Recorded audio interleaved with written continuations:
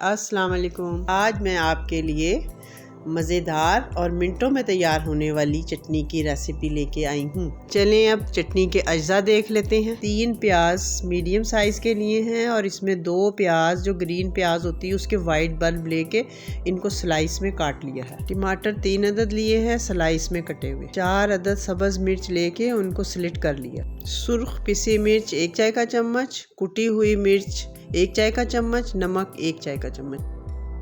चले आए चटनी बनानी शुरू करते हैं। एक फ्राई पैन लेंगे, उसमें 1 खाने का चम्मच ऑलिव ऑयल का डालेंगे। इसमें प्याज शामिल कर देंगे। प्याज को इतना फ्राई करेंगे कि इसका कच्चापन दूर हो जाए। जब प्याज का कलर चेंज हो जाए तो इसमें टमाटर शामिल कर देंगे। साथ ही इसमें नमक शामिल कर देंगे और कुटी मिर्च और पिसी मिर्च शामिल कर देंगे।